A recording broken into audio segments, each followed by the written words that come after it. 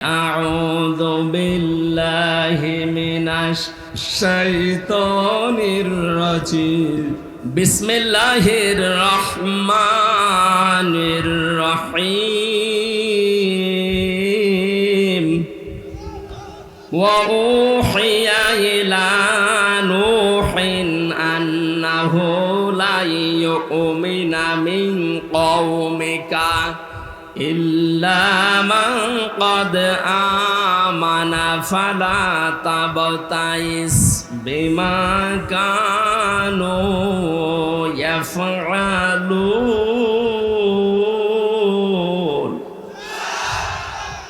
আমার ভাইরা এই পৃথিবীতে লক্ষাধিকের উপরে আল্লাহ নবী পাঠিয়েছিলেন। তার ভেতরে অন্যতম একজন নবীর নাম হযরত নূহ আলাইহিস সালাম। 50 বছর কমে 1000 950 বছর একাধারে তিনি দাওয়াতি কাজ করলেন জাতির ভেতরে। মাত্র 80 জন তার দাওয়াত কবুল করেছে, আর কেউ পথে আসে না।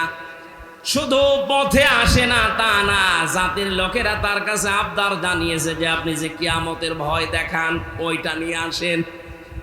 এবার আল্লাহ পাক রাগ হয়ে গেলেন। এতদিন পর্যন্ত 950 বছর ওরা মানে নাই, আমি কিছু বলি নাই।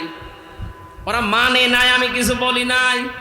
শুধুমাত্র মানে নাই তা না, এরপরে বাধা তো দিয়েছে, এখন আবার কিয়ামত দেখতে চাই।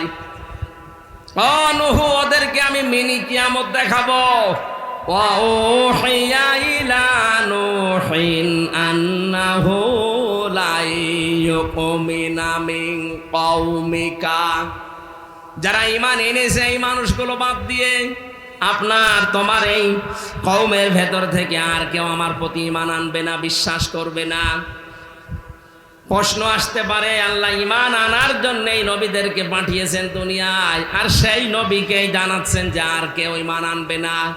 শুধু এতটুকু যদি সহজ ভাষায় বলতেন হয়ে যেত। আল্লাহ গ্যারান্টি দিয়েছেন লা ইউমিনা। ইউমিনা এটাও মোসারে বর্তমান ভবিষ্যৎ, প্রেজেন্ট ফিউচার। এর আগে লান এসেছে, আরবি গ্রামার অনুযায়ী মোসারের আগে লান আসলে অর্থ হয় কখনোই হবে না। গ্যারান্টি কার? আরো জোরে বলেন। তার মানে যে 80 জন কবুল করেছিল ইসলামের, পরবর্তীতে আর একটা মানুষও দিনের দিকে আসবে না, এই গ্যারান্টি আল্লাহ কেন দিলেন? তাফসিরে খাজেন, তাফসিরে ফি জিলালিল কোরআন, জিলালিল কোরআনে বেশি পাবেন এটা। ইবনে সাইয়্যিদ কুতুব রাহমাতুল্লাহ আলাইহি ব্যাখ্যা করতে গিয়ে লিখেছেন এই মানুষগুলোর উপরে আল্লাহ মোহর মেরে দিলেন, হেদায়েত পাবে না। কেন? কারণ যে মানুষ এমনিতেই বাধা দেয় নবীদেরকে মেনে নেওয়া যায়, বাধা দিয়ে শেষ না, আবার আল্লাহর নিদর্শন কিয়ামত দেখতে চাচ্ছে। এই 15.5 বছর আমরা মানুষকে বহু বোঝানোর চেষ্টা করেছি। কিছু মানুষ এমনিতেই বাধা দেয়নি, শোনার ভান করে, না শোনার ভান করে চুপ থেকেছে। কিছু মানুষকে দেখেছি না শুনলেও বিরোধিতা করেছে। কথা বলেন না কেন? এই যে যারা বিরোধিতা করেন তাদের উপরে আল্লাহর নির্দেশে যে আপনাকে আল্লাহ হেদায়েতের মতো বড় দৌলত থেকে চির বঞ্চিত করে দেন। আয়াতের তাফসীরের ভেতরে 7টা কারণ পেয়েছি আমি। দ্বিতীয় নম্বর কারণ, এই খুব খেয়াল করে শুনবেন, আল্লাহ মানুষকে যে হেদায়েত দেয় না, 1 নাম্বার কারণ যারা বিরোধিতা করে দাওয়াতের, ওহির দাওয়াত দিলে যারা বিরোধিতা করে, মানে তো নাই, বিরোধিতা করে, এই মানুষগুলো হেদায়েত থেকে বঞ্চিত। 2 নম্বরে যারা শুধু আল্লাহর হুকুম মতো চলতে চায়, কিন্তু তার প্রেরিত পুরুষ যারা যুগে যুগে এসেছিল ওই রাসূলদেরকে যারা মানতে চায় না, তাদেরকে আল্লাহ হেদায়েত থেকে বঞ্চিত করে দেয়।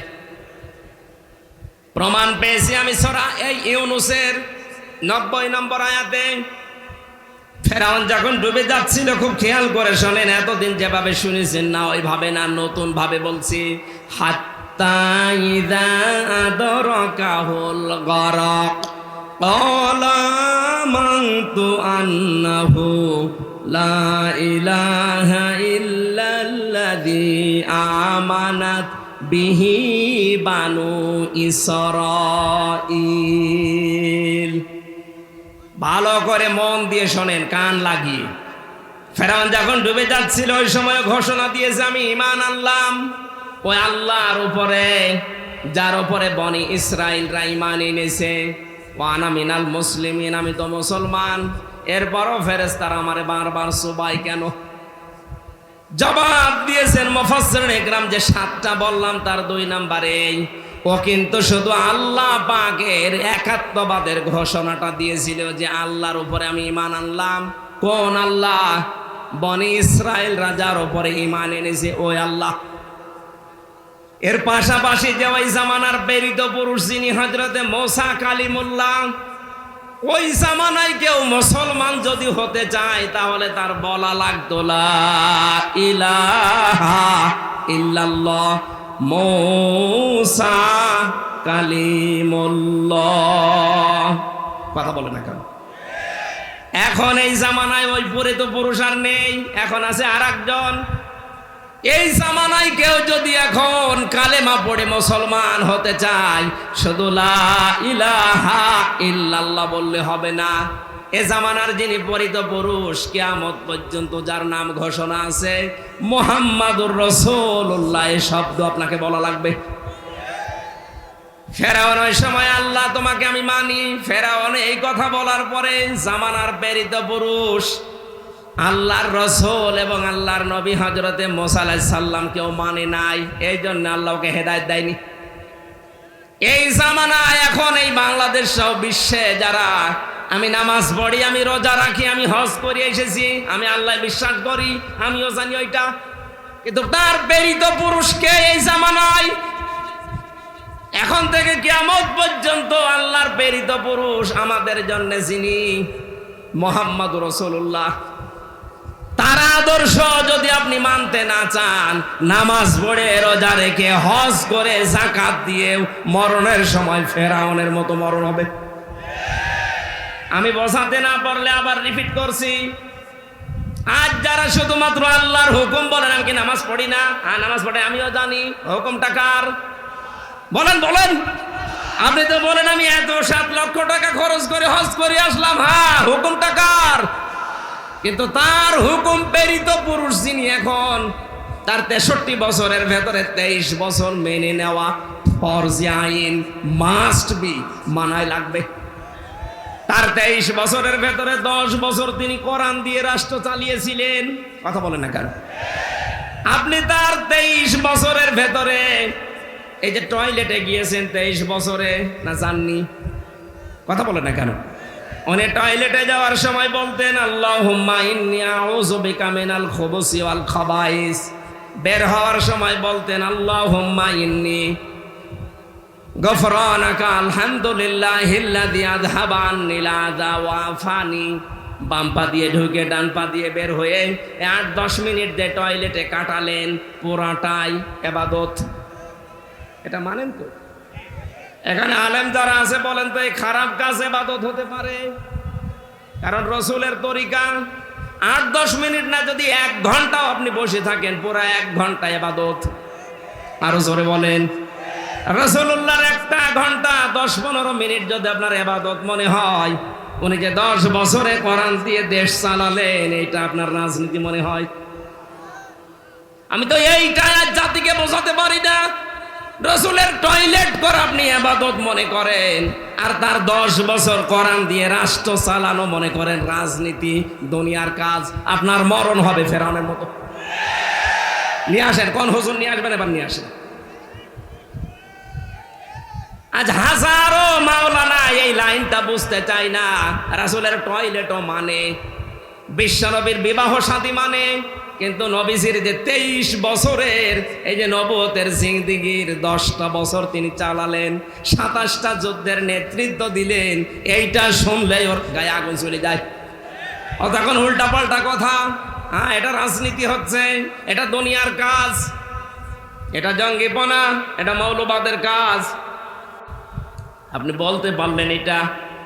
মুসলমানদেরকে যদি এই দেশে কেউ আর কিয়ামতের আগে মৌলবাদ বলে, তাকে আমরা উচিত শিক্ষা দেব ইনশাআল্লাহ। কিসের মৌলবাদ? এই শব্দের ধোয়া তুলেই তো এই 15.5 বছর হাজার হাজার মানুষ গুম হয়েছে। এই মৌলবাদ, মৌলবাদ, জঙ্গিবাদ, এই ধোয়া তুলেই হাজারো মানুষকে আয়না ঘরে নিয়ে হত্যা করা হয়েছে। এই ধোয়া তুলে আমার 3 বছর জেলে রেখেছে, এই ধোয়া তুলে। জঙ্গিবাদের মামলা। কি জঙ্গি কি করেছি আমি? যে মামলার নাম দিয়েছে আনসার আল কি যেন সাতাশ বলেন, আমি শুনিনি। সুতরাং এই ধোয়ার কারো ফাঁদে পা দিয়ে যেন তুলতে না পারে কেউ। অনেকে দেখছি তুলছে যে মৌলবাদের উত্থান এই দেশে হবে না, এ কথা যারা বলছেন আপনি সংশোধন হবেন। মুসলমানদেরকে মৌলবাদ বললে এই দেশে আপনারও জায়গা হবে না ইনশাআল্লাহ। হেদায়েত থেকে নিজেকে বঞ্চিত করে দিয়েন না।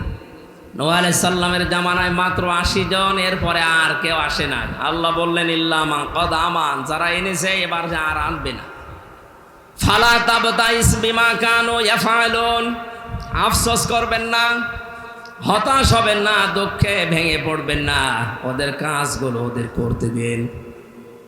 আমরা এইটার উপরে আছি, বহু ওয়াজ করেছি, 15.5 বছর চলছে, কোরআনের বাকি 50টা বছর চেষ্টা চালিয়েছি। হেদায়েত পাওয়ার মতো মানুষ আমরা দেখছি খুব কম।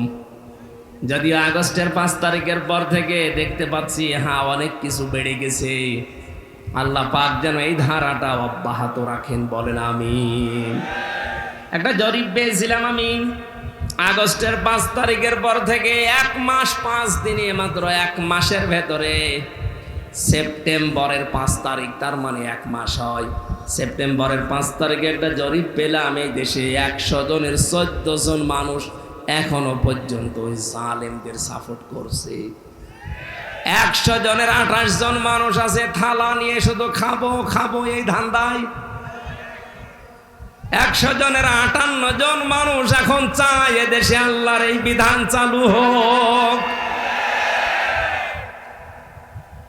যেহেতু বাতাস লেগে গেছে, আল্লাহর রহমত অবশ্যই আছে, আমরাও চাই আর কিছুদিন যেতে দিন, দেখবেন এই দেশে 100 জনের 100 জনই চাইবে আল্লাহর বিধানটা কায়েম হোক। কিন্তু এই যে 28 জন থালা এখনো হাতে পায়নি, অথচ এর ভেতরে শুধু উল্টাপাল্টা কথা, দেন দেন। কি দেব? 1 লোক বিবাহ করার পরে বাসর রাতে বউ রেখে বাইরে গেছে, দাদি শাশুড়ি এসে বলছে কি গো নাতি বউ, আমার কিন্তু নাতি চাই, পতি চাই। শাশুড়ি এসে বলছে বৌমা কি করবা আমি জানি না, আমার কিন্তু নাতি চাই। দেবর আর ননদ এসে বলছে ভাবি কি করবা আমরা জানি না, আমাদের কিন্তু ভাতিজা চাই। স্বামী এবার এসে বলছে কই আমার বেবি চাই। ও মাথা উঁচু করে বলছে তোমার বংশ কিসব পাগল, আমার এখনো কিছু হয়নি, এখনো 10 মাস 10 দিন সময় দাও, সংসার হোক, এরপরে কারো বেবি, কারো নাতি, কারো ভাতিজা, কারো পতি সব হবে। কথা বলে না কেন? কেবল মাত্র 15.5 বছরের জঞ্জাল বিদায় করে কেবল হাতে নিয়েছে, আর এর ভেতরে খালি দেন দেন দেন। আপনার নাতি দেবে, আপনার পতি দেবে, আপনার ভাতিজা দেবে, আপনার বেবি দেবে, ওকে ফ্লাক্সি লোড করে নিয়ে আসবে। ওরে সময় দেবেন না একটু? 15.5 বছরের জঞ্জাল এখনো কি বিদায় হয়েছে? 100 জনের 65 জন আমরা দেখতে পাচ্ছি অনেকে বিদায় নিয়েছে, পরিবর্তন অলরেডি হয়ে গেছে, আর বাকিগুলোরও থাকার দরকার নেই। পোড়াটা পাল্টিয়ে ফেলুক, সংস্কার করা, যেহেতু সংস্কার আন্দোলন, এটা যেই 9টা দফা দিয়েছিল ছাত্র আন্দোলনের এই ভাইরা, তার ভেতরে সংস্কার তারা চায়নি, আমরা চাই সংস্কার করে হাতে দিক, নাই তো এখন দেন দেন করলে আবার দিনের ভোট রাতে হয়ে যাবে। কথা বলেন না কেন? খুব বেশি দিনও না, আমরা সংগত সময় অন্তত 10 মাস 10 দিন লাগে একটা বাচ্চা হতে, সেই সময় তো দেওয়া লাগবে। যেন আমাদের দুঃখ আফসোস নেই, যে যা করছেন করেন, তার হিসাব তাকে দেওয়াই লাগবে। আল্লাহ রাব্বুল আলামিন হযরত নূহ আলাইহিস সালামকে এবার আদেশ দিলেন, ওরা যা আরম্ভ করেছে শুধু কিয়ামত চাই তা তো বলে না, আপনার উপরও এবার অত্যাচার জুলুম নির্যাতন একেবারে শেষ করে ফেললো। আমি আল্লাহ আপনাকে আদেশ দিলাম, ওয়াসনাইল ফুলকা বিআয়ুনিনা ওয়া ওয়াহয়িনা ওয়ালা তুখাতিবনি ফিল্লাযিনা যালামু ইন্নাহুম মুগরাকুন। রব্বুল আলামিন বলেন একটা নৌকা কিস্তি বানাও, কিস্তি তৈরি করো, আমি আল্লাহর নির্দেশ মতো আমার চোখের সামনে, তার মানে আমার তত্ত্বাবধানে। নির্দেশ কার? আরো জোরে বলেন। আল্লাহ পাকের নির্দেশ মতো, তার ওহী মতো, তার চোখের সামনে, তার মানে তার কুদরত অনুযায়ী নূহ নবী নৌকা বানালেন 3 তলা। 3 তলা নৌকায় তিনি তুলতে বললেন তার আহাল পরিবারের শুধু সন্তান আর স্ত্রী বাদ দিয়ে বাকিগুলোকে। 2 নম্বরে জোড়ায় জোড়ায় পশু আর পাখিকে। 3 নম্বরে ওই 80 জন ইমানদারকে। মুফাসসিরে আয়াত থেকে তাফসিরে ফি জিলালিল কোরআন শিক্ষা দিতে চেয়েছেন, নূহ নবীর নৌকা এটা আল্লাহর নির্দেশে তৈরি হয়েছিল। আজ বাংলাদেশে অনেকে এই ঘোষণা কিন্তু দিয়ে ফেলেছিলেন, আমাদের এই নৌকা ও নূহ নবীর নৌকার সাথে মিল আছে। নূহ নবীর নৌকাকে আল্লাহ বললেন, তোমার আহাল পরিবারের ভেতরে যে 2 জন আছে বেঈমান, তোমার ছেলে আর তোমার স্ত্রী, তাদেরকে নেওয়া যাবে না। আর ওই যে 80 জন ইমানদার, ওদেরকে নাও, বাকি কোনো বেঈমান যেন নৌকায় না ওঠে। আর আপনি কি করলেন এই 15.5 বছরে? নৌকা তো পুরা বেঈমান দিয়ে ভর্তি করা। কোন ইমানদার ওই নৌকায় ছিল? যেটা মনে করতাম ইমানদার এই দরবেশ, এটা আরো বড় হারাম। দাড়ি কেটে নম হয়ে গেছে। 36,000 কোটি টাকা। জীবনে আমার মনে হয় আমি যদি 100 বছর হায়াত পাই, তাও গুনে শেষ করতে পারি। আমি গ্যারান্টি দিতে পারি, ডাক্তার শফিকুর রহমান জানিয়েছেন 5 বছর 10 বছরের জন্য একটু আমাদের হাতে দেন, 36,000 কোটি না, 36 পয়সা এদেশ থেকে চুরি হবে না ইনশাআল্লাহ। আপনি একটু দিয়ে দেখেন না কেন? 53 বছর তো বিভিন্ন জায়গায় আমরা দিয়েছি। বাবা চালিয়েছে, স্বামী চালিয়েছে, চাচা চালিয়েছে, আপা চালিয়েছে, বুবু চালিয়েছে, ভাবি চালিয়েছে।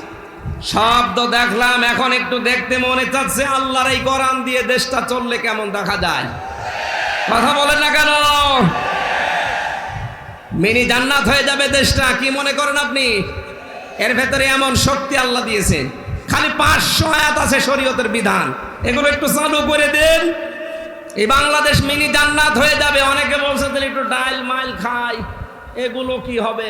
আরে ভাই, আপনার ডাল খেতে মনে চাইবে না? মসজিদে প্রবেশ করলে কেউ কি লাল পানি খেতে চায়, ডাল খেতে চায়, বিড়ি খেতে চায়? যতই নিশা লাগুক, ডাল খেতে চাইলে মসজিদ থেকে বের হয়ে খান, কারণ ওই পরিবেশটাই ওই রকম। কোরআনে কারিমের 500 বিধান চালু করে দেন এই দেশে রাষ্ট্রীয়ভাবে, আল্লাহর কসম পুরা বাংলাদেশের 56,000 বর্গ মাইল হয়ে যাবে মসজিদের মতো। তখন মনেও চাইবে না যে একটু লাল পানি খায়, একটু ডাল খায়, একটু আকিস বিড়ি খায়, আর মনে চাইবে না ইনশাআল্লাহ। আমরা চাচ্ছি ওইটা, যে এমন মানুষগুলো আসুক। আপনি মানুষ জান্নাত চায় কিন্তু মরতে চায় না, ন্যায় বিচার চাই বারবার, অথচ ন্যায় বিচার করবে যারা সৎ লোক, সে মানুষগুলোকে আমরা দিতে চাই না। এই কথা বলেন না কেন? সুতরাং নূহ নবীর নৌকা ওঠার শর্ত ছিল ইমানদার হওয়া লাগবে, আর আমাদের এমন নৌকা বেঈমান হওয়া লাগবে। আল্লাহ তাআলা বলেন, নৌকা যখন ছাড়বা সাবধান, ওয়ালা তুখাতিবনি ফিল্লাযিনা যালামু ইন্নাহুম মুগরাকুন। ওদেরকে আমি যখন ডুবাবো, এই জালেমদেরকে ডুবন্ত অবস্থায় দেখে, ওটা যদি ছেলে হয়, স্ত্রী হয়, তারপরও আমি আল্লাহর কাছে ওকে বাঁচানোর জন্য কোনো কথা বলতে পারবো না। আমার মনে হয় সেই পরিবেশে 15.5 বছর পরে আল্লাহ দিয়ে দিয়েছে। নৌকা যেমন ডুবতেছে, জালেমরাও বিভিন্ন জায়গায় ডুবতেছে। কথা বলেন না কেন? ইমানদার আমরা যারা আছি, যারা নির্যাতন অত্যাচার জুলুমের শিকার ছিলাম, এই মাজলুম মানুষ, ওদের দৃশ্য দেখে এখন যদি মায়া কান্না করে, না এটা আমার অমক দুলা ভাইয়ের শালীর মেয়ের অমক ছিল, এটা বাঁচাও না, জালেমদের ক্ষমা নেই।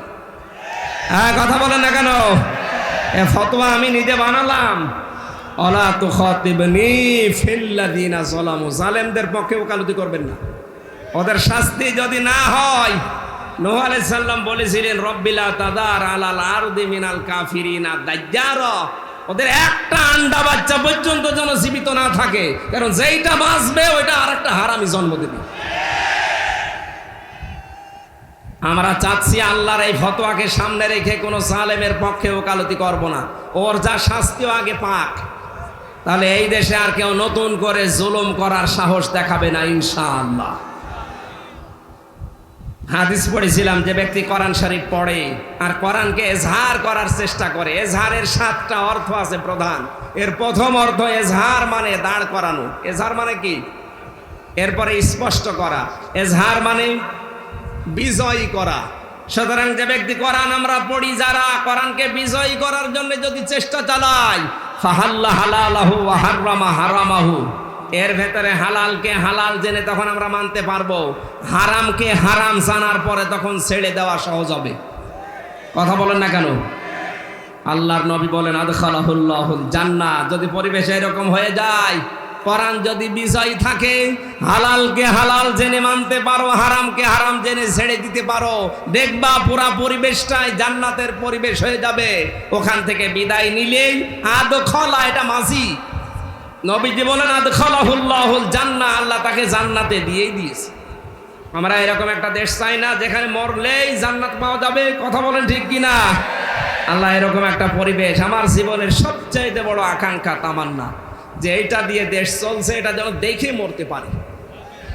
আরো জোরে বলেন আমিন, বলেন আমিন। এখানে হারাজন শব্দের অর্থ আমি তাফসিরে পেয়েছি 2টা, একটু খেয়াল করে শুনবেন। 1 নম্বরে যখন আপনি কোরআন মানুষের সামনে উপস্থাপন করবেন, আপনার এই কথা শোনার পরে সামনে যারা বসে আছে অনেক মানুষ এমন থাকবে, আপনার বক্তব্য না বোঝার কারণে তারা মন খারাপ করতে পারে। এরকম শ্রোতা নেই দেশে? বলেন না কেন? এটা যে আছে তার প্রমাণ আমার এই কুষ্টিয়ায় কয়েকদিন আগে মাওলানা সাদিকুর রহমান আজহারি উনি কোরআন দিয়ে এই কথা বলছিলেন। তাফসিরের নাম বলার পরেও কিছু মানুষ দেখলাম রেগে গেছে।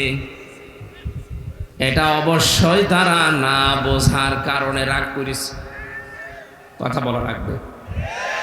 কোন মুসলমান দাবি করার পরে আল্লাহর কোরআনের কথা শুনলে রাগ হবে এমন মুসলমান এই দেশে আছে না? নেই। হয়তো না বোঝার কারণে মন খারাপ করে। আর একটা কারণ আছে। 2 নম্বর কারণ হচ্ছে আবহমান কাল থেকে এমন এমন নিয়ম নীতি ইসলাম মনে করে আমাদের এই দেশগুলোতে পালন করা হচ্ছে, আসলে যেটা ইসলামে নেই। কোরআনের ব্যাখ্যা করতে গেলে ওইগুলো তো টিকবে না, কারণ কোরআন হচ্ছে আলো, আর যত পাপাচারের কাজ আছে সব হচ্ছে অন্ধকার।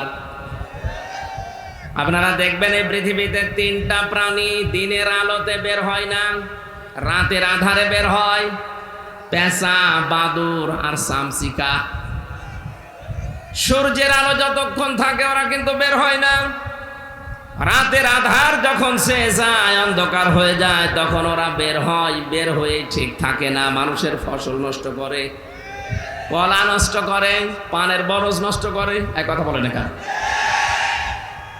এটা আমরা দেখেছি, তাই বাস্তব বলছি। দিনের আলো, সূর্যের আলো এদের পছন্দ হয় না, রাতের অন্ধকার এদের ভালো লাগে। এই জন্য এদের নামও দেখেন ডিজিটাল নাম, পেঁচা, বাদুর, চামচিকা। এর নাম শুনে বোঝা যাচ্ছে চেহারা কেমন হবে। কথা বলে দেখেন। যদি আজ বাস্তবে অনেকের নামের সাথে বাস্তবের মিল পাওয়া যাচ্ছে না। যিনি পালিয়েছেন ওনার নামটা কিন্তু অনেক সুন্দর ছিল, হাসিনা। হাসিনা মানে সুন্দরী। হাসিনা মানে কি? এত একটা সুন্দর নাম নিয়ে এমন ঘৃণিত কাজ করে গেল দুনিয়াতে। আপনি জরিপ দেখেছেন, সারা পৃথিবীতে কয়েকজন মানুষের নাম ঘৃণার তালিকায় এখন আছে, তার ভেতরে এই মহিলার নাম। মানুষ নামটা নেয় কিন্তু গালি হিসাবে। এই যে ইয়াজিদ নামে যে লোকটা, এও অত্যাচারী ছিল, এও স্বৈরাচার ছিল। নামটা কিন্তু ভালো, কিন্তু স্বৈরাচার অত্যাচারী হওয়ার কারণে আল্লাহ নামটা গালি বানিয়ে দিয়েছে। আমার মনে হয় কালের আবর্তে, যুগের বিবর্তনে দেখবেন এই সুন্দরী নামটাও একদিন গালি হয়ে যাবে। কারণ যার জীবনে জুলুম বেশি, যার জীবনে অত্যাচার বেশি, তাকে সৃষ্টি জগতের কাছে আল্লাহ ঘৃণিত করে দেয়, আরে দায়িত্ব আল্লাহ নিজে নিয়েছেন। বাস্তবতা এটাই। দেখেন, কোন হিন্দুকে যদি বলেন ভাই আপনার ছেলে হয়েছে ইয়াজিদ রাখেন, নাম হলো গালি। এমনকি কাউকে যদি রাগাতে চান শুধু কার কাছে বলবেন ইয়াজিদের বাচ্চা, এমনি রেগে যাবে। মারাও লাগবে না, চোখ গরম দেওয়া লাগবে না, শুধু বলবেন ইয়াজিদের বাচ্চা, রেগে বাঘ হয়ে যাবে। কথা বলে না কেন? এত সুন্দর নামকে জুলুম করার কারণে আল্লাহ যদি এত ঘৃণিত বানিয়ে দিতে পারেন, আপনার নাম যতই ভালো হোক, যে কাজ করলেন, আমি তো নিজেরটাই বলছি, আমার উপরে আপনি যা করেছেন নির্দেশ দিয়ে, 3টা বছরে যত অত্যাচার জুলুম আর নির্যাতন আমার উপরে গিয়েছে, ব্যারিস্টার আরমানের কথা, আমান আজমি ভাইয়ের কথা বাদ দিলাম, ওনার তো আরো উপরে। আমার 10 দিন আপনি মাটির নিচে যেভাবে রেখে দিয়েছিলেন, কোন মানুষ মানুষের সাথে এই করে আমার বিশ্বাস হয় না।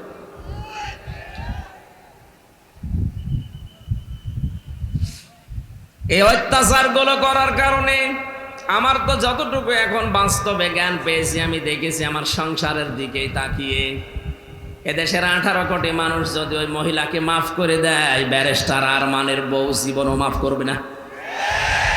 আর আমার মেয়েটা, ছোট মেয়েটা, এত রাগ ওই নামটা শুনলে ওরে গিয়ে যায়, অথচ নামটা কত সুন্দরী। জালেমদের উপরে আল্লাহ সৃষ্টি জগতের ভেতরে ঘৃণা তৈরি করে দেয়। এ দায়িত্ব হামজার না, এ দায়িত্ব কার? যেহেতু পেশাবাদর শামসিকার নাম শুনলে বোঝা যাচ্ছে চেহারাও কিরকম হবে। রাতের অন্ধকার বেছে নেওয়ার কারণে ঠিক থাকে, রাতে বের হয়ে শুধু ক্ষতি করে। আজ যারা জুলুমের অন্ধকার বেছে নিয়েছিলেন, আজ যারা শিরকের কুফরের বেদাতের অন্ধকারের পথ বেছে নিয়েছেন, আপনারাও মানুষের ক্ষতি করার জন্য, ঈমান ধ্বংস করার জন্য আপনারা রাতের অন্ধকার পাপের কাজগুলো বেছে নিয়েছেন। এটা যদি ইসলামে নেই, এই শিরিক ইসলামে আছে, বেদাত আছে, বলেন এ জুলুম নেই ইসলামে। এই কাজগুলো যারা করবে, পৃথিবীর ময়দানে মহান আল্লাহ পাক বলেন, এই মানুষগুলোর সামনে আপনি কোরআন উপস্থাপন করতে গেলে ওদের তো ভালো লাগবে না, কারণ মানুষগুলো দেখবে আমির হামজা যা বলতে চায় এগুলো আমার সাথে মেলে না। ও তখন রাগ করতে পারে। আপনার হাদিয়া তোফা নজর নেওয়া, যেমন কি আপনার যাওয়া আসায় পর্যন্ত প্রতিবন্ধকতা সৃষ্টি হতে পারে। 1500 বছর আগে এই কথা আল্লাহ কোরআনে জানিয়েছেন হারজনের ব্যাখ্যায়, অথচ বাংলাদেশে এখন এই 1500 বছর পরে দেখলাম খাপের খাপ মিলে যাচ্ছে। মুসলমানদের ভেতরে হয়তো কেউ না বোঝার কারণে মন খারাপ করে, আর কিছু মানুষ যারা আল্লাহ রসুলে বিশ্বাসী, এরা যখন দেখে যে না কোরআনে যা বলে এটা তো আমার বাবার দরবারের সাথে মিলছে না, আমি যে রাজনীতি করি এর সাথে মিলছে না, তখন ওরা বলবে হুজুর কোরআন হাদিসের কথা বলেন, তা আমি কি বাবার কথা বলছি নাকি? সেদিন দিনাজপুরে ছিলাম, উনি আমার কানে কানে বলছে হুজুর এমন কোনো কথা বলবেন না যেন আমার গায়ে লাগে। আমি আপনার চিনি। কোথায়? আমার বাড়ি কুষ্টিয়া, আপনার বাড়ি দিনাজপুর, 250-300 কিলোমিটার পথ। এত দূর পর্যন্ত এসে জীবনে আপনাকে আমি দেখি, উনি আপনার নামও শুনিনি। আপনার বিরুদ্ধে যাবে মানে আপনার পক্ষে যাওয়ার মতো কোনো কথা আমার আল্লাহ কোরআনে দেয়নি। কারণ আপনি যদি জালেম হয়ে থাকেন, মুনাফিক হয়ে থাকেন, আপনার পক্ষে কোনো কথা কোরআনে আছে? এক কথা বলেন আছে? আমি কি নতুন করে কিছু বানাবো নাকি? আপনারা আসলেই বলেন যে আপনি যা বলেন সব ওই দলের দিকে যায়। আরে ভাই, ওই দলের লোক কোরআন মেনে চলে, এই জন্য ওই দলের দিকে যায়। আপনি তো কোরআন মানেন না, আপনার দিকে যাবে কি করে? যেখানেই যাচ্ছে এখন সারা দেশে একই অবস্থা। জালেম তো বিদায় নিয়েছে, কিন্তু মুনাফিক কিছু আছে। এই মুনাফিক গুলো খালি বারবার বলতে থাকে আমাদের বিরুদ্ধে যেন বলবেন না। আরে ভাই, আমি কি আয়াত নতুন করে তৈরি করব? কোথায় পাবো আমি? যা আছে জালেমের বিরুদ্ধে যেমন মুনাফিকের বিরুদ্ধে এইরকমই কথা বলেন না কেন? আপনার পক্ষে যদি আল্লাহর কোরআনের কথা রাসূলের হাদিসের কথা নিয়ে আসতে হয় তাহলে হারজনের ব্যাখ্যাটা আপনাকে বোঝা লাগবে। যেহেতু আমি এখানে বসেছি, কি করে উপস্থাপন করা লাগবে কোরআনে ধরন আল্লাহ আমাকে শিখিয়ে দিয়েছেন, আমরা সেই ধরনটা সামনে নিয়ে বলতে চাই। আল্লাহ আমাদের তৌফিক দাও, বলেন আমিন। 2024 সালের 5 আগস্টের সাথে কোরআনে কারিমের একটা আয়াতের আমি মিল পেয়েছি। এদিকে তাকান। এখন প্রশ্ন আসতে পারে এটা নাজিল হয়েছে 1500 বছর আগে, 2005 সালের 5 আগস্টের সাথে মিল পেলেন কি করে? আপনি মিলবে সূরা আনআম 44 নম্বর আয়াত, ফালাম্মা নাসু মা যুকিরু বিহি ফাতাহনা আলাইহিম আবওয়াবা কুল্লা শাইইন হাত্তা ইযা ফারিহু বিমা উতু আখাযনাহুম বাগতাতান ফাইযা হুম মুবলিসুন। যারা কোরআন পড়তে পারেন আরবিতে বাংলায় একটু বাড়িছে সূরা আনআমের 44 নম্বর আয়াতটা মিলান, তখন দেখবেন জালেমদের প্রতি যারা ছাপাই গাচ্ছে এখনো তাদের মুখ বন্ধ হয়ে যাবে। রব্বুল আলামিন বলেন, যখন তারা আমার আদেশ নিষেধ আমি যেটা পাঠিয়েছিলাম তাদের উপরে এটা যখন তারা ভুলে গেল, তাদের যে নিয়ামতের দরজা আমি আল্লাহ সবগুলো খুলে দিলাম। এই যে ফাতাহনা এর ফাইল সরাসরি আল্লাহ, বাবের বহুবচন আবওয়াব, ওদের শান্তির যত দরজা আছে সব আমি আল্লাহ ওদের ভুলে যাওয়ার কারণে খুলে দিলাম।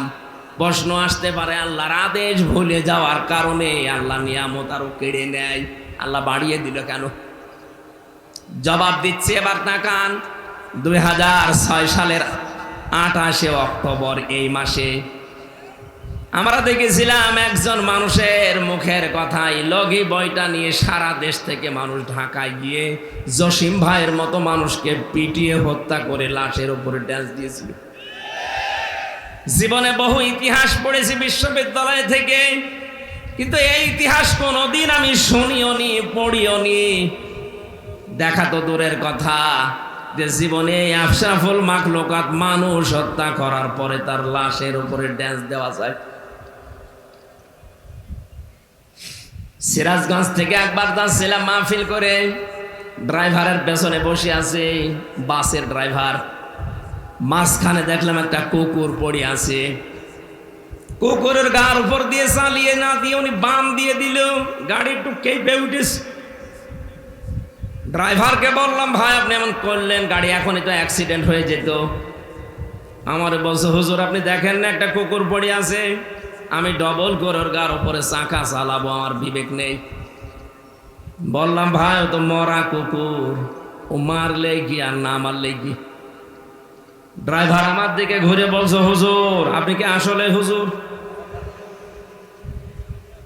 আপনি কেমন হুজুর? আপনি দেখছেন যে একটা মরা কুকুর পড়ে আছে, আমি আবার ডবল করে চাকা চালাবো, আমার বিবেক কি মরে গেছে? হ্যাঁ, এই কথা শোনার জন্য আমি ছিলাম। একটা মরা নিকৃষ্ট প্রাণী, দুইটা কুকুর আর শুকুর, তার ভেতরে একটা পড়ে আছে, তাও মরে পড়ে আছে। এর ওপর দিয়ে আপনি চাকা চালাতে পারলেন না, আপনার বিবেকে বাধা দিল। অথচ জসিম ভাইয়ের মতো মানুষকে, জীবিত মানুষকে পিটিয়ে লগে বৈঠা দিয়ে মারার পরে লাশের উপরে ড্যান্স দিয়েছে এই দেশে। আপনাদেরকে মানুষ বলেন কি করে, আমার তো বিশ্বাস হয় না।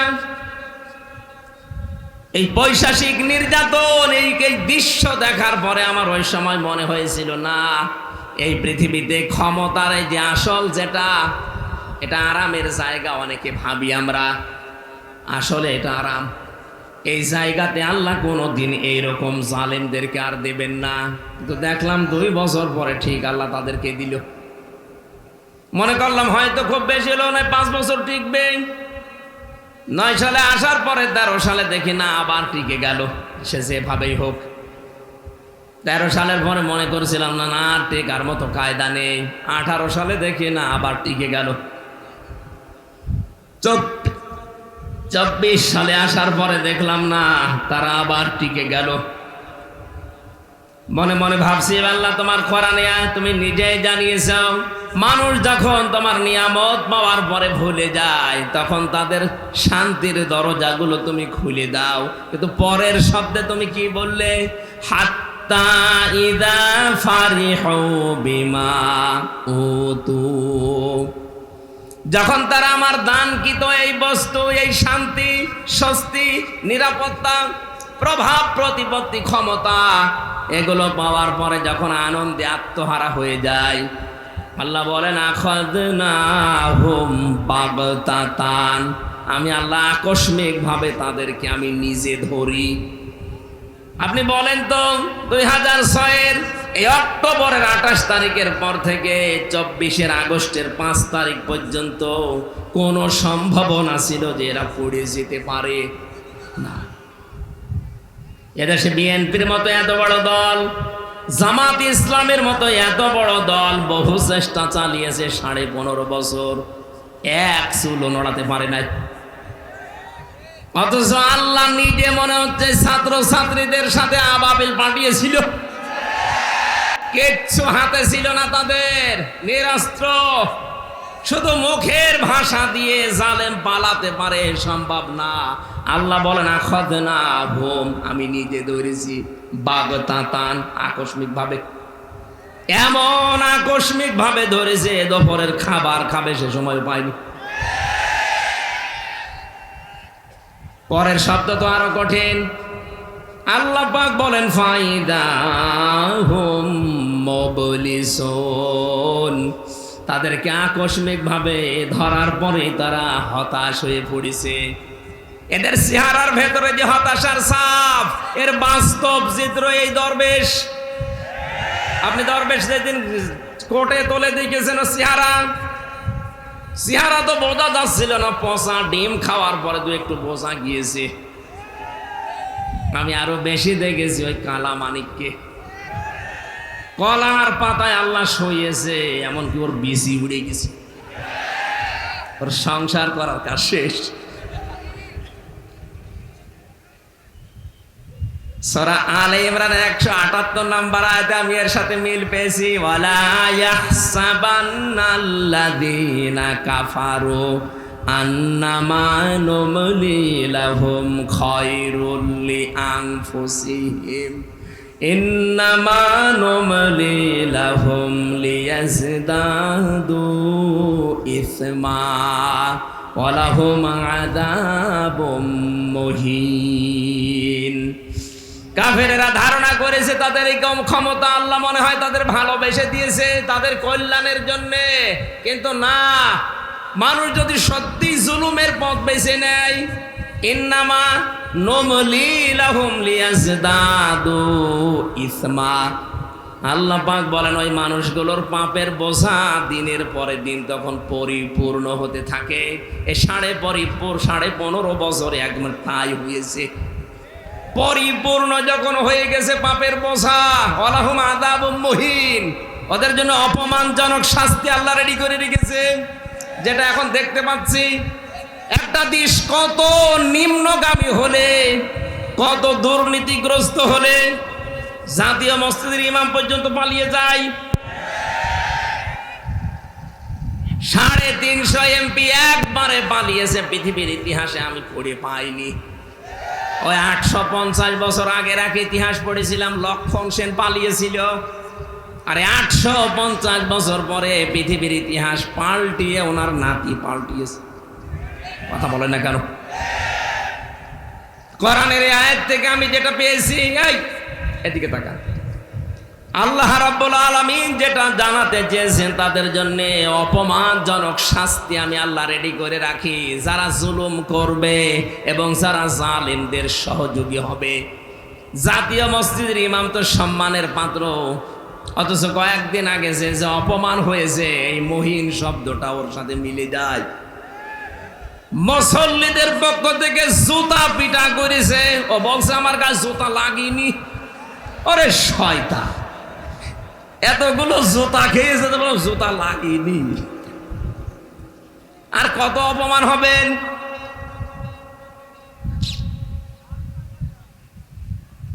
রাজশাহীবাসী সূরা নামের 44 নম্বর আয়াতের পরের অংশ বলছি। এবার ওদের যে আল্লাহ হতাশ করে দিয়েছে, ওরা নিরাশ হয়ে গেছে। আল্লাহ বলেন ফাকুতি আদাবিরুল কওমিল্লাযিনা যালামু, জালেমদের শিকড় কেটে দেওয়া হয়েছে। কেটেছে কে জানা নেই। ফাকুতিয়া মজহুল, এর ফাইল জানা নেই। সুতরাং এই দেশে জালেমদের শিকড় কাটা আরম্ভ হয়েছে। এদেশে জালেমদের কোনো শিকড় থাকবে না। কে কাটবে কেউ জানবে না। আমরা চাই যারা বড় জালেম ছিল, যারা মাঝারি জালেম ছিল, যারা ছোট জালেম ছিল, প্রত্যেকের তালিকা করে করে মোড়ে মোড়ে টাঙিয়ে দেন। কোন জালেম যেন আর এই বাংলাদেশে প্রবেশ করতে না পারে, নিজের এলাকায় যেন আর প্রতিষ্ঠা না পায়। এই কথা বলা লাগবে। এটা ওদের জুলুমের পুরস্কার। কারণ জালেমদের দুনিয়াও শেষ, আখিরাত তো শেষ হয়ে গেছে আগেই। জালেমদের জন্য আখিরাতে কিচ্ছু নেই। জালেম মরবে আর জাহান্নামে যাবে। কারণ জালেমরা আল্লাহর মামলার আসামি। শব্দটা অনেক ভারী।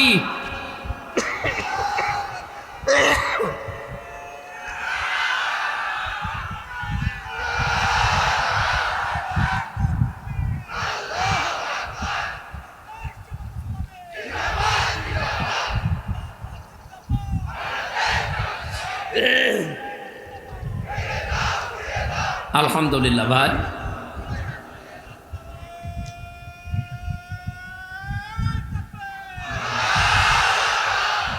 যারা এখনো পর্যন্ত এই দুঃসাহস দেখাচ্ছেন যে আমি পাশাপাশি আছি, চট করে ঢুকে পড়বো, আগে কিন্তু আর সেই 2024 সালের 5 আগস্টের আগের বাংলাদেশ এখন আর নেই। আমি সারা বাংলাদেশের 560টার উপরে থানায় ঘুরছি। সারা দেশে অবস্থায় একই। জালেম দেখলেই তাদের শিকড় কেটে দিচ্ছে, কোরআন জানাচ্ছে। কে কাটছে জানা নেই। জালেমদের ভেতরে ভয় লাগিয়েছে কে? যারা নিজেরা ভয় পায় তার প্রমাণ ওই যে গোপালগঞ্জের উনি বলছে, আপা ভয় পাবেন না, আপনি ঘাবড়াবেন না, আপনি ঘাবড়ালে আমরা নরম হয়ে যায়। ওরা যে নরম হয়েছে, ওদের শিকড় যে কেটে গেছে, এ কথাকার। জালেমদের ব্যাপারে ভয়ঙ্কর একটা কথা কোরআনে কারিমে আমি পেয়েছি। সূরা শূরা 42 নম্বর আয়াত, ইন্নামাস সাবিলু আলাল্লাযিনা ইয়াযলিমুনান নাস। আল্লাহ পাক বলেন, অবশ্যই আমি নিজে কিয়ামতের ময়দানে জালেমদের বিরুদ্ধে বাদী হয়ে মামলা দায়ের করব। এদেশের 1628টা চেয়ার ছিল। 1628টা চেয়ারে যারা ছিল প্রত্যেকটা মানুষ এই দেশের জনগণের কাছে জালেম হিসাবে পরিগণিত। কথা বলা রাখবে। এই 1628টা চেয়ারের কারণে আজ হাজার হাজার মানুষ গুম হয়ে গেছে, খুন হয়ে গেছে, বছরের পরে বছর আমার মতো জেল খেটেছে। কত কিছু থেকে তারা বৈষম্যের শিকার ছিল। এমনিতেই ছেলে মেয়েরা ফুসে ওঠেনি। বিশ্ববিদ্যালয় থেকে অনার্স মাস্টার্স করে ফার্স্ট ক্লাস ফার্স্ট হওয়ার পরেও তার জায়গায় সে যেতে পারবে না। এর চাইতে বৈষম্য আর কি হতে পারে? আমরা চাই কিয়ামতের আগে এই বৈষম্য যেন দেশে আর ফিরে না আসে। জালেমরা যেহেতু এই দেশে হামজার মামলার আসামি না, এরা সরাসরি মামলার আসামি। কার? এখানে কোনো জালেম এদেশে থাকতে পারবে না। এদেশে থাকতে হলে মানুষের বন্ধু হয়ে থাকা লাগবে। নবীজির হাদিস ছিল, খায়রুন নাস মাইয়ানফাউন নাস। হাদিসের ব্যাখ্যার দিকে আমি পড়েছি, নবীজি কিন্তু এ কথা বলেন না যে সর্বোত্তম মানুষ ওই লোকটা যে লোকটা মুসলমানের উপকার করে না। খায়রুন নাস মাইয়ানফাউন নাস। ইয়ানফাউ মুজারে বর্তমান ভবিষ্যৎ, প্রেজেন্ট ফিউচার। নাস মানে মানুষ।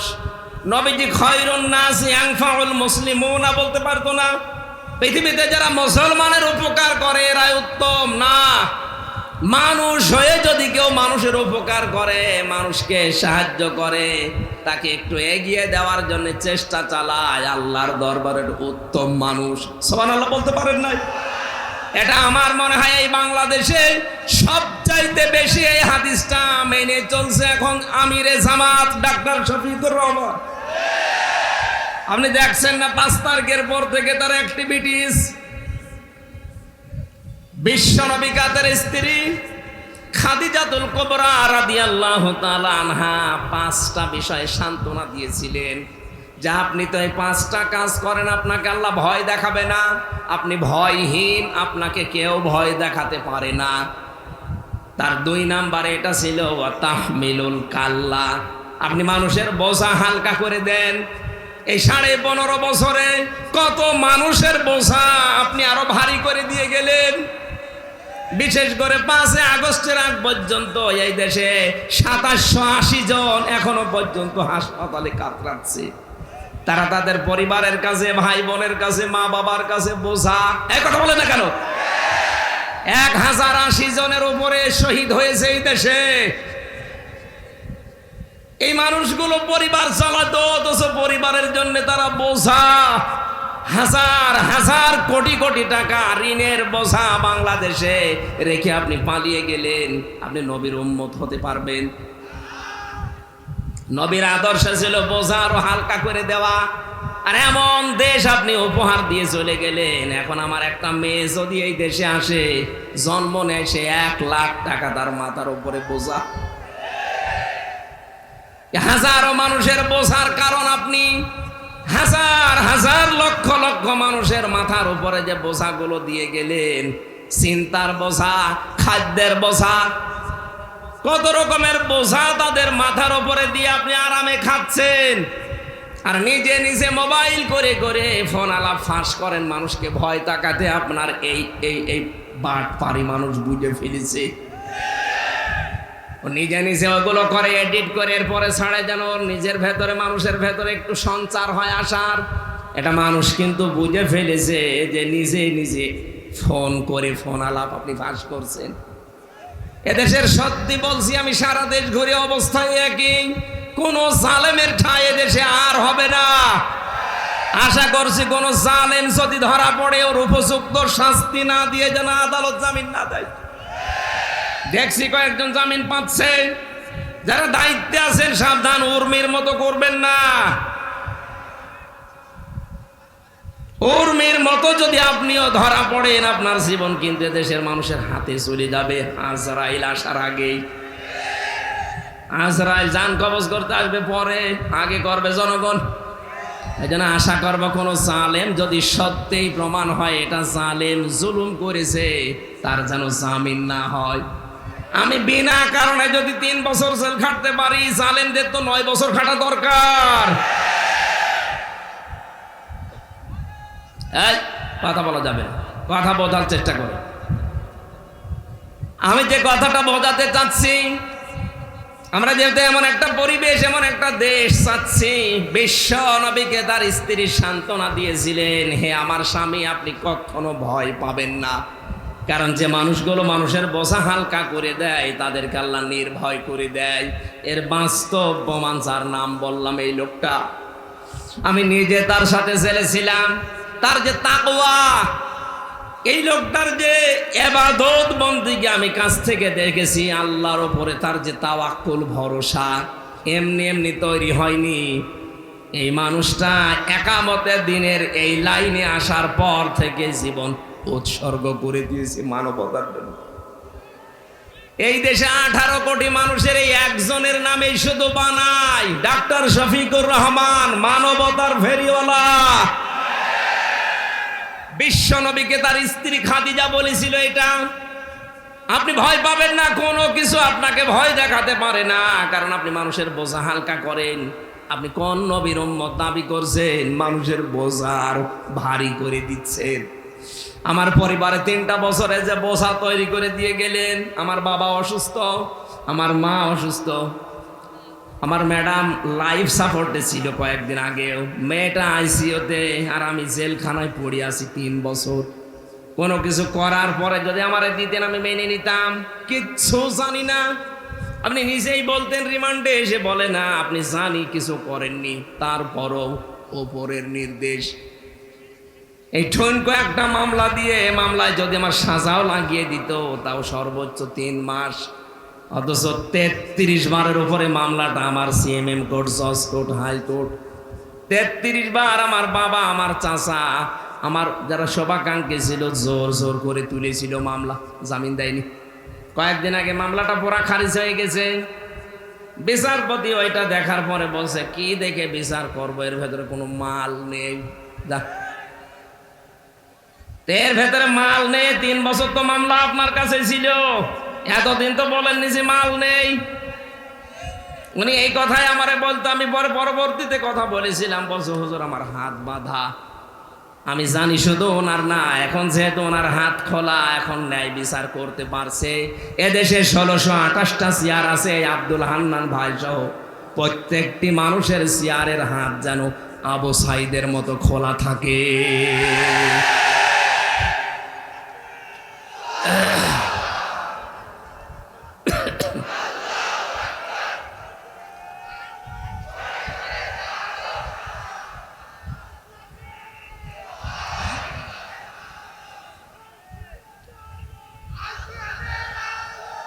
আমার ভাইরা, আমরা আর কিয়ামতের আগে এই দেশে যারা চেয়ারে বসবে তাদের হাত বাঁধা দেখতে চাই না, চাই সবার হাত খোলা থাকবে।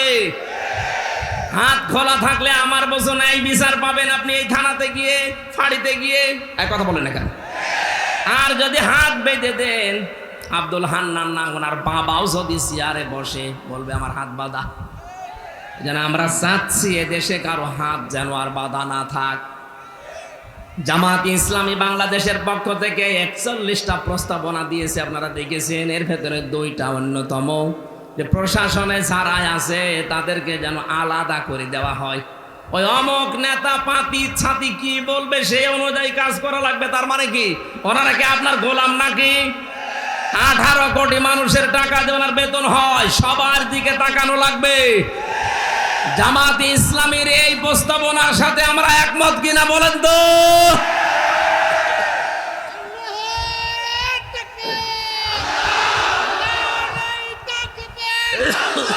আলহামদুলিল্লাহ।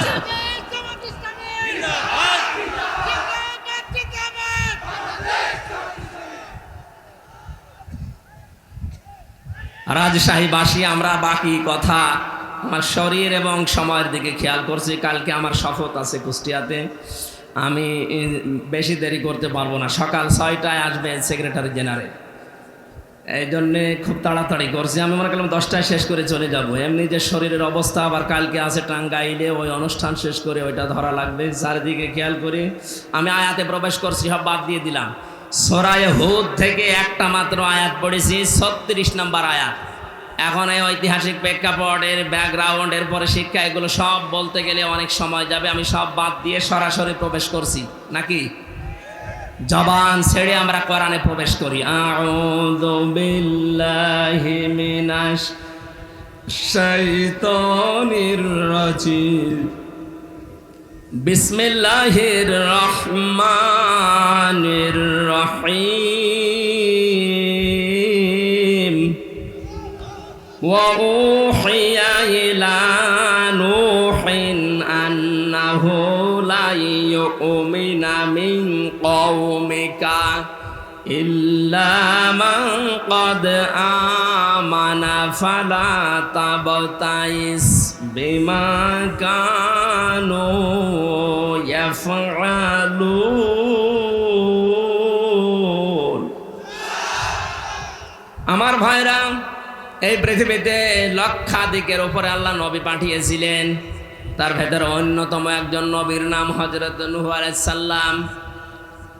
50 বছর কম 1000, 950 বছর একাধারে তিনি দাওয়াতি কাজ করলেন জাতির ভেতরে। মাত্র 80 জন তার দাওয়াত কবুল করেছে, আর কেউ পথে আসে না। শুধু পথে আসে না তা না, জাতির লোকেরা তার কাছে আবদার জানিয়েছে যে আপনি যে কিয়ামতের ভয় দেখান ওইটা নিয়ে আসেন। এবার আল্লাহ পাক রাগ হয়ে গেলেন। এতদিন পর্যন্ত 950 বছর ওরা মানে নাই, আমি কিছু বলি নাই, ওরা মানে নাই, আমি কিছু বলি নাই। শুধুমাত্র মানে নাই তা না, এরপরে বাধা তো দিয়েছে, এখন আবার কিয়ামত দেখতে চাই। ও নূহ, ওদেরকে আমি মিনি কিয়ামত দেখাবো। وَأُوحِيَ إِلَى نُوحٍ أَنَّهُ لَن يُؤْمِنَ مِن قَوْمِكَ। যারা ঈমান এনেছে এই মানুষগুলো বাদ দিয়ে তোমার এই কওমের ভেতর থেকে আর কেউ আমার প্রতি ঈমান আনবে না, বিশ্বাস করবে না। প্রশ্ন আসতে পারে, আল্লাহ ঈমান আনার জন্য এই নবীদেরকে পাঠিয়েছেন দুনিয়ায়, আর সেই নবীকেই জানাচ্ছেন যে আর কেউ ঈমান আনবে না। শুধু এতটুকু যদি সহজ ভাষায় বলতেন হয়ে যেত। আল্লাহ গ্যারান্টি দিয়েছেন লাই ইউকমিনা। ইউকমিনা এটাও মোসারে বর্তমান ভবিষ্যৎ, প্রেজেন্ট ফিউচার। এর আগে লান এসেছে, আরবি গ্রামার অনুযায়ী মোসারের আগে লান আসলে অর্থ হয় কখনোই হবে না। গ্যারান্টি কার? আরো জোরে বলেন। তার মানে যে 80 জন কবুল করেছিল ইসলামের, পরবর্তীতে আর একটা মানুষও দিনের দিকে আসবে না, এই গ্যারান্টি আল্লাহ কেন দিলেন? তাফসিরে খাজেন, তাফসিরে ফি জিলালিল কোরআন, জিলালিল কোরআনে বেশি পাবেন এটা। ইবনে সাইয়্যিদ কুতুব রাহমাতুল্লাহ আলাইহি ব্যাখ্যা করতে গিয়ে লিখেছেন এই মানুষগুলোর উপরে আল্লাহ মোহর মেরে দিলেন, হেদায়েত পাবে না। কেন? কারণ যে মানুষ এমনিতেই বাধা দেয় নবীদেরকে মেনে নেওয়া যায়, বাধা দিয়ে শেষ না, আবার আল্লাহর নিদর্শন কিয়ামত দেখতে চাচ্ছে। এই 15.5 বছর আমরা মানুষকে বহু বোঝানোর চেষ্টা করেছি। কিছু মানুষ এমনিতেই বাধা দেয়নি, শোনার ভান করে, না শোনার ভান করে চুপ থেকেছে। কিছু মানুষকে দেখেছি না শুনলেও বিরোধিতা করিস। কথা বলেন না কেন? এই যে যারা বিরোধিতা করেন তাদের উপরে আল্লাহর নির্দেশে যে আপনাকে আল্লাহ হেদায়েতের মতো বড় দৌলত থেকে চির বঞ্চিত করে দেন। আয়াতের তাফসীরের ভেতরে 7টা কারণ পেয়েছি আমি। দ্বিতীয় নম্বর কারণ, এই খুব খেয়াল করে শুনবেন, আল্লাহ মানুষকে যে হেদায়েত দেয় না, 1 নাম্বার কারণ যারা বিরোধিতা করে দাওয়াতের, ওহির দাওয়াত দিলে যারা বিরোধিতা করে, মানে তো নাই, বিরোধিতা করে, এই মানুষগুলো হেদায়েত থেকে বঞ্চিত। 2 নম্বরে যারা শুধু আল্লাহর হুকুম মতো চলতে চায়, কিন্তু তার প্রেরিত পুরুষ যারা যুগে যুগে এসেছিল ওই রসুলদেরকে যারা মানতে চায় না, তাদেরকে আল্লাহ হেদায়েত থেকে বঞ্চিত করে দেয়। প্রমাণ পেয়েছি আমি সূরা ইউনূসের 90 নম্বর আয়াতে। ফেরাউন যখন ডুবে যাচ্ছিল, খুব খেয়াল করে শোনেন, এতদিন যেভাবে শুনেছেন না ওইভাবে না, নতুন ভাবে বলছি। হাত্তা ইযা আদরাকাহুল গরক ক্বালা আমানতু আন্নাহু লা ইলাহা ইল্লাল্লাযী আমানাত বিহি বানু ইসরাঈল। ভালো করে মন দিয়ে শোনেন, কান লাগিয়ে। ফেরাউন যখন ডুবে যাচ্ছিল ওই সময় ঘোষণা দিয়েছে আমি ঈমান আনলাম ওই আল্লাহর উপরে যার উপরে বনি ইসরাঈলরা ঈমান এনেছে। ওয়ানা মিনাল মুসলিমিন, আমি তো মুসলমান। এরপরও ফেরেশতারা আমারে বারবার সুবাই কেন? জবাব দিয়েছেন মুফাসসিরিন ইকরাম যে 7টা বললাম তার 2 নম্বরে ও কিন্তু শুধু আল্লাহ পাকের একাত্মবাদের ঘোষণাটা দিয়েছিল যে আল্লাহর উপরে আমি ঈমান আনলাম। কোন আল্লাহ? বনি ইসরাইল রাজার উপরে ঈমান এনেছে ওই আল্লাহ। এর পাশাপাশি যে ওই জামানার প্রেরিত পুরুষ যিনি হযরতে মুসা কালিমুল্লাহ, ওই জামানায় কেউ মুসলমান যদি হতে চায় তাহলে তার বলা লাগতো লা ইলাহা ইল্লাল্লাহ মুসা কালিমুল্লাহ। কথা বলে না কেন? এখন এই জামানায় ওই পরিত পুরুষ আর নেই, এখন আছে আরেকজন।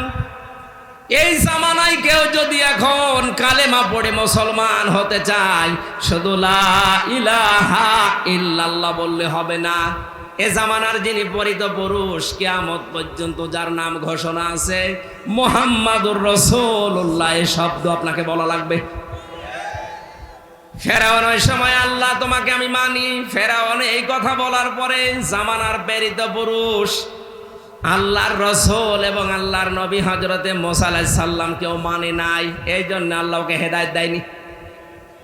এই জামানায় এখন এই বাংলাদেশ সহ বিশ্বে যারা আমি নামাজ পড়ি, আমি রোজা রাখি, আমি হজ করে এসেছি, আমি আল্লাহ বিশ্বাস করি, আমিও জানি ওইটা, কিন্তু তার প্রেরিত পুরুষকে এই জামানায় এখন থেকে কিয়ামত পর্যন্ত আল্লাহর প্রেরিত পুরুষ আমাদের জন্য যিনি মুহাম্মাদুর রাসূলুল্লাহ, তার আদর্শ যদি আপনি মানতে না চান, নামাজ পড়ে রোজা রেখে হজ করে যাকাত দিয়ে মরণের সময় ফেরাউনের মতো মরণ হবে। আমি বোঝাতে না পারলে আবার রিপিট করছি, আজ যারা শুধুমাত্র আল্লাহর হুকুম বলেন, আমি কি নামাজ পড়ি না, নামাজ পড়ে আমিও জানি, হুকুমটা কার বলেন বলেন? আপনি তো বলেন আমি এত 7 লক্ষ টাকা খরচ করে হজ করে আসলাম, হ্যাঁ হুকুমটা কার? কিন্তু তার হুকুম প্রেরিত পুরুষ যিনি, এখন তার 63 বছরের ভেতরে 23 বছর মেনে নেওয়া ফরজ আইন, মাস্ট বি, মানাই লাগবে। তার 23 বছরের ভেতরে 10 বছর তিনি কোরআন দিয়ে রাষ্ট্র চালিয়েছিলেন, কথা বলেন না কেন? আপনি তার 23 বছরের ভেতরে এই যে টয়লেটে গিয়েছেন 23 বছরে, না জাননি, কথা বলেন না কেন? উনি টয়লেটে যাওয়ার সময় বলতেন আল্লাহুম্মা ইন্নী আউযু বিকা মিনাল খুবুসি ওয়াল খাবাইস, বের হওয়ার সময় বলতেন আল্লাহুম্মা ইন্নী গফরানাকা আলহামদুলিল্লাহিল্লাযী আযহাবা আন্নিল আযা ওয়া আফানি। বাম পা দিয়ে ঢুকে ডান পা দিয়ে বের হয়ে 8-10 মিনিট যে টয়লেটে কাটালেন, পুরাটাই ইবাদত। এটা মানেন তো? এখানে আলেম যারা আছে বলেন তো এই খারাপ কাজ ইবাদত হতে পারে? কারণ রাসূলের তরিকা 8-10 মিনিট না, যদি 1 ঘন্টাও আপনি বসে থাকেন, পুরা 1 ঘন্টা ইবাদত। আরো জোরে বলেন। রাসূলুল্লাহর 1 ঘন্টা 10-15 মিনিট যদি আপনার ইবাদত মনে হয়, উনি যে 10 বছরে কোরআন দিয়ে দেশ চালালেন, এইটা আপনার রাজনীতি মনে হয়? আমি তো এইটা জাতিকে বোঝাতে পারি না। রাসূলের টয়লেট করা আপনি ইবাদত মনে করেন, আর তার 10 বছর কোরআন দিয়ে রাষ্ট্র চালানো মনে করেন রাজনীতি, দুনিয়ার কাজ। আপনার মরণ হবে ফেরাউনের মতো। নিয়ে আসেন, কোন হুজুর নিয়ে আসবেন, এবার নিয়ে আসেন। আজ হাজারো মাওলানা এই লাইনটা বুঝতে চায় না। রাসূলের টয়লেটও মানে, বিশ্বনবীর বিবাহ শাদী মানে, কিন্তু নবীজির যে 23 বছরের এই যে নবুয়তের জিন্দেগির 10টা বছর তিনি চালালেন, 27টা যুদ্ধের নেতৃত্ব দিলেন, এইটা শুনলেই ওর গায়ে আগুন চলে যায়। ও তখন উল্টা পাল্টা কথা, হ্যাঁ এটা রাজনীতি হচ্ছে, এটা দুনিয়ার কাজ, এটা জঙ্গিপনা, এটা মৌলবাদের কাজ। আপনি বলতে পারলেন এটা? মুসলমানদেরকে যদি এই দেশে কেউ আর কিয়ামতের আগে মৌলবাদ বলে, তাকে আমরা উচিত শিক্ষা দেব ইনশাআল্লাহ। কিসের মৌলবাদ? এই শব্দের ধোয়া তুলেই তো এই 15.5 বছর হাজার হাজার মানুষ গুম হয়েছে। এই মৌলবাদ, মৌলবাদ, জঙ্গিবাদ, এই ধোয়া তুলেই হাজারো মানুষকে আয়না ঘরে নিয়ে হত্যা করা হয়েছে। এই ধোয়া তুলে আমার 3 বছর জেলে রেখেছি, এই ধোয়া তুলে। জঙ্গিবাদের মামলা, কি জঙ্গি কি করেছি আমি? যে মামলার নাম দিয়েছে আনসার আল কি যেন সাতাজ বলে, আমি শুনিনি। সুতরাং এই ধোয়ার কারো ফাঁদে পা দিয়ে যেন তুলতে না পারে কেউ। অনেকে দেখছি তুলছে যে মৌলবাদের উত্থান এই দেশে হবে না, এ কথা যারা বলছেন আপনি সংশোধন হবেন। মুসলমানদেরকে মৌলবাদ বললে এই দেশে আপনারও জায়গা হবে না ইনশাআল্লাহ।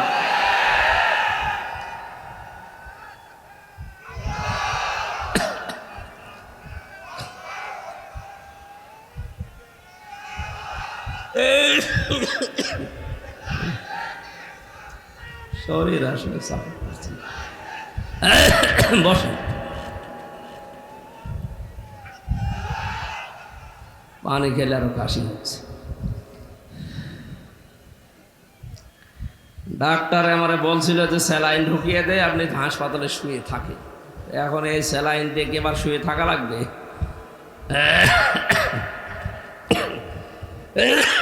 না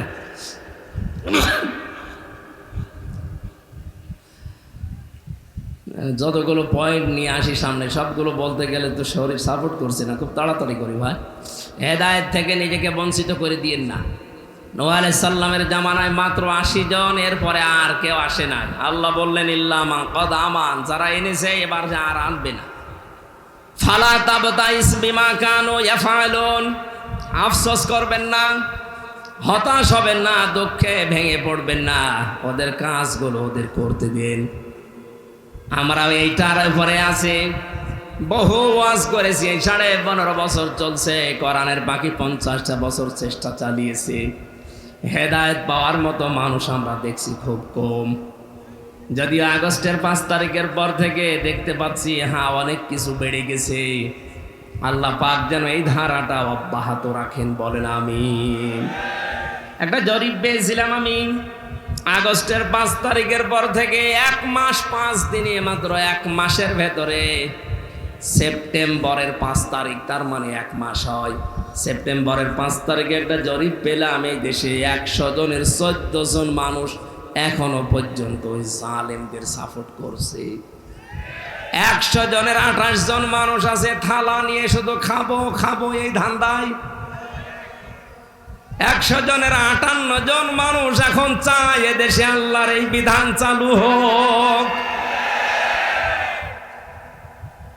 যেহেতু বাতাস লেগে গেছে, আল্লাহর রহমত অবশ্যই আছে, আমরাও চাই আর কিছুদিন যেতে দেন, দেখবেন এই দেশে 100 জনের 100 জনই চাইবে আল্লাহর এই বিধানটা কায়েম হোক। কিন্তু এই যে 28 জন থালা এখনো হাতে পায়নি, অথচ এর ভেতরে শুধু উল্টাপাল্টা কথা, দেন দেন। কি দেব? 1 লোক বিবাহ করার পরে বাসর রাতে বউ রেখে বাইরে গেছে, দাদি শাশুড়ি এসে বলছে কি গো নাতি বউ, আমার কিন্তু নাতি চাই, পতি চাই। শাশুড়ি এসে বলছে বৌমা কি করবা আমি জানি না, আমার কিন্তু নাতি চাই। দেবর আর ননদ এসে বলছে ভাবি কি করবো আমরা জানি না, আমাদের কিন্তু ভাতিজা চাই। স্বামী এবার এসে বলছে কই আমার বেবি চাই।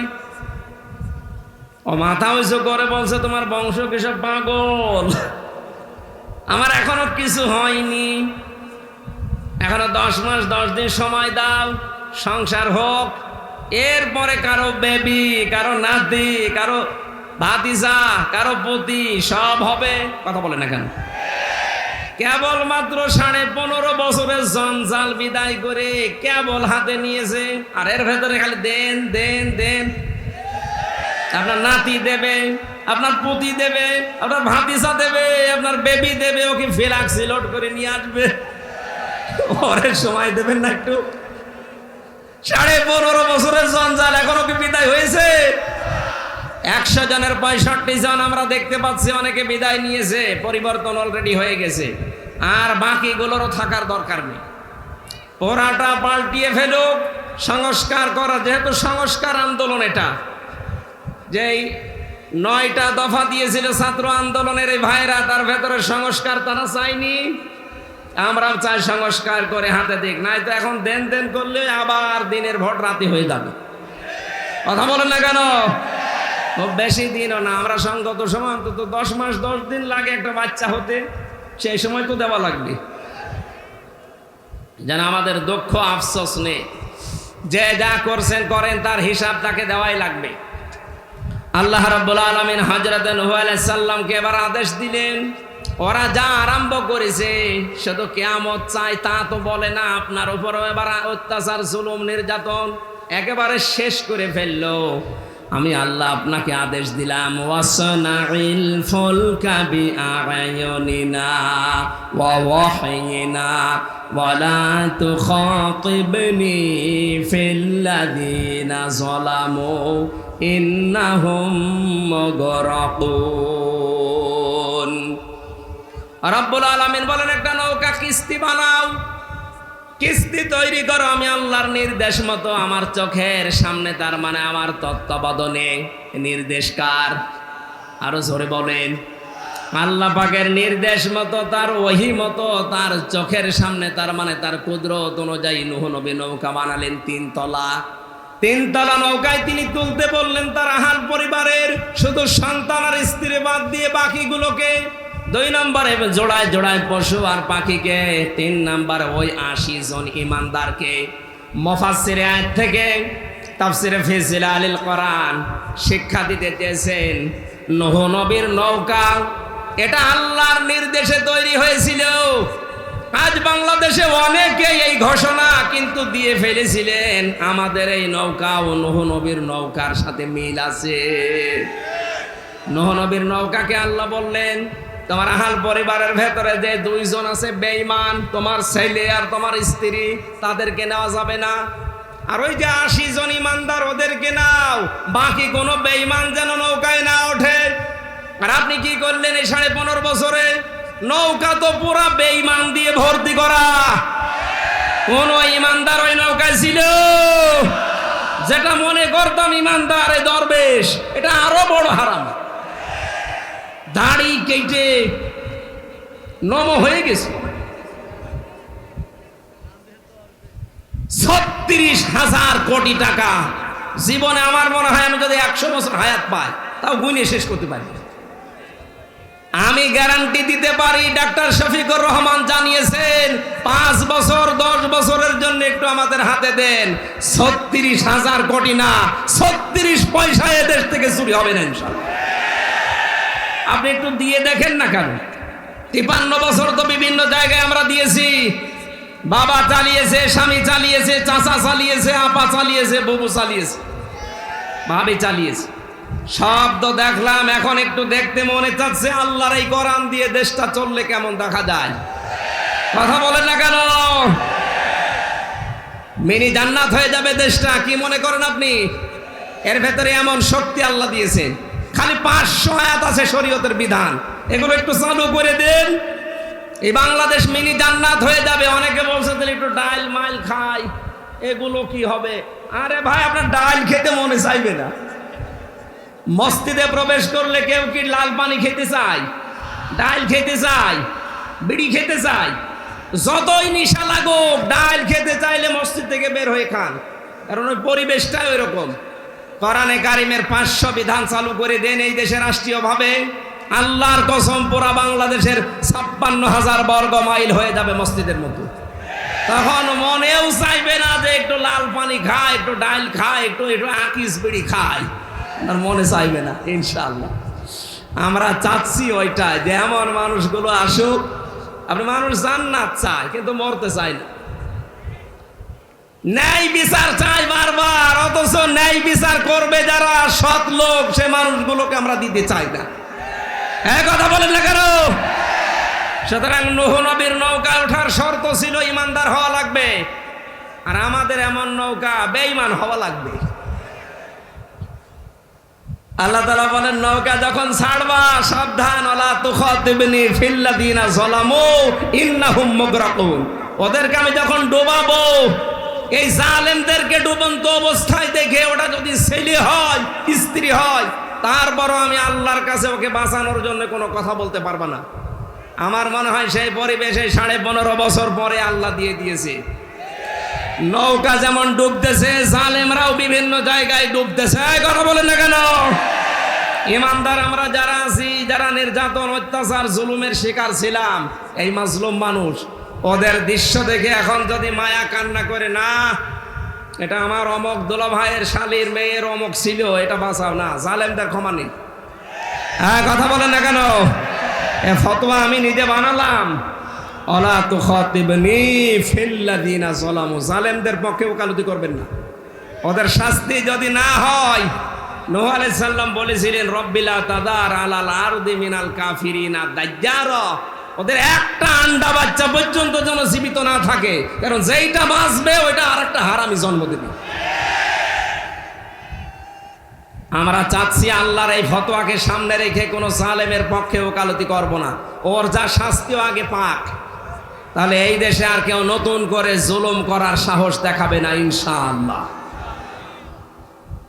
হাদিস পড়েছিলাম যে ব্যক্তি কোরআন শরীফ পড়ে আর কোরআনকে এজহার করার চেষ্টা করে, এজহারের 7টা অর্থ আছে প্রধান। এর প্রথম অর্থ এজহার মানে দাঁড় করানো। এজহার মানে কি?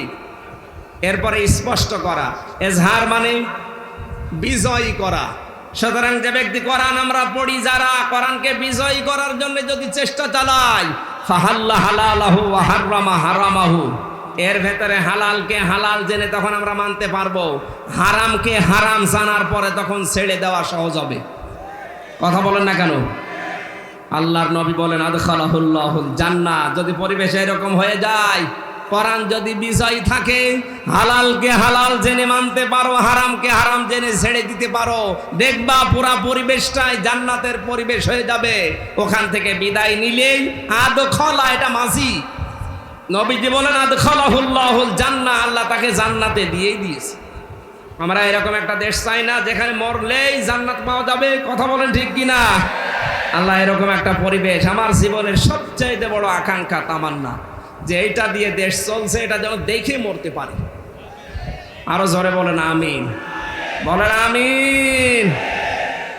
এই আকাঙ্ক্ষা আল্লাহ যেন পূরণ করেন আমাদের। আল্লাহুম্মা আমিন। লা ইলাহা ইল্লা আনতা সুবহানাক ইন্নী কুনতু মিনাজ জালিমিন।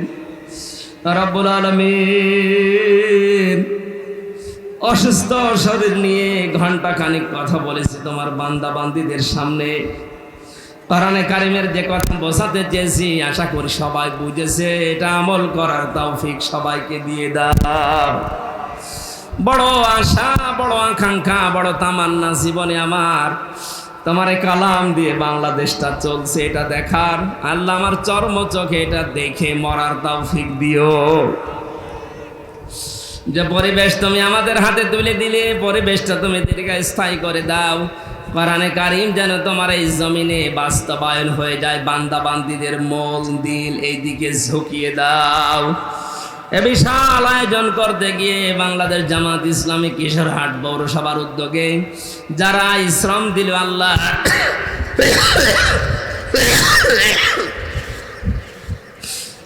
কিশোরহাটের সম্মানিত আমির, এই পৌরসভার আমির এবং সেক্রেটারি শ্রদ্ধাভাজন মামাজান ডাক্তার হাফিজুর রহমান হাফিজ সহ যত মানুষ চেষ্টা চালিয়েছেন, আব্দুল আওয়াল ভাই সহ আমি নাম অনেকের জানি না, যত মানুষ এগিয়ে এসেছে কোরআনের এই প্রসারে, আল্লাহ তোমার রহমত তাদের দিকে এগিয়ে দাও।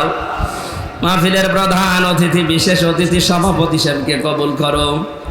সম্মানিত মা বোন যারা এসেছে, আল্লাহ পর্দার আড়ালেদেরকে খাদিজার মতো আয়েশার মতো বানিয়ে দাও। রব্বুল আলামিন, এর রাজশাহীতে আসলে তোমার যে যুবক বান্দাগুলো কোরআনের মহব্বতে দৌড়িয়ে আছে, আমার শরীফ ভাই, হাফিজ ভাই, আব্দুর রশিদ সহ নাম না জানা যত যুবকেরা, এদেরকে তুমি ওমরের মতো বানিয়ে দাও। এ মাহফিলের স্বেচ্ছাসেবকের দায়িত্বে যারা আছে, এদেরকে কবুল করো। প্রশাসনের যে ভাইগুলো এসেছে, নিজেদের মা বাবা, আত্মীয় স্বজন, সন্তানাদি ছেড়ে বাংলার বিভিন্ন প্রান্তে যারা দায়িত্ব পালন করে, আল্লাহ এদের দায়িত্বটা ইবাদত হিসাবে মেনে নাও। বারাকাল্লাহু লানা ওয়া লাকুম ফিল কোরআনিল আযীম। আমি নিজে সহ যারা অসুস্থ আছি, আমাদের শেফায়ে কামেলা জেলা নসিব করো। এলাকায় মাটির নিচে যত মানুষ ঘুমিয়ে আছে, আল্লাহ কোরআনের ইজ্জতে মাফ করে দাও।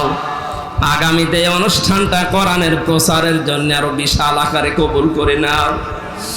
রব্বুল আলামিন, মানবতার ফেরওয়ালা ডাক্তার শফিকুর রহমান থেকে শুরু করে যত মানুষ একামতের দিনের দায়িত্ব এই দেশে জান প্রাণ বাজি রেখে পালন করছে, আল্লাহ এই মানুষগুলোর এই শ্রম কবুল করে না। আগামীর দেশটা তুমি কোরআনের হাতে একটু তুলে দাও।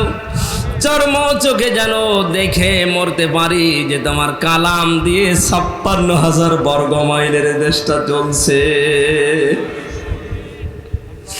বারাকাল্লাহু লানা ওয়া লাকুম ফিল কোরআনিল আযীম। কখন কার মরণ চলে আসে জানি না।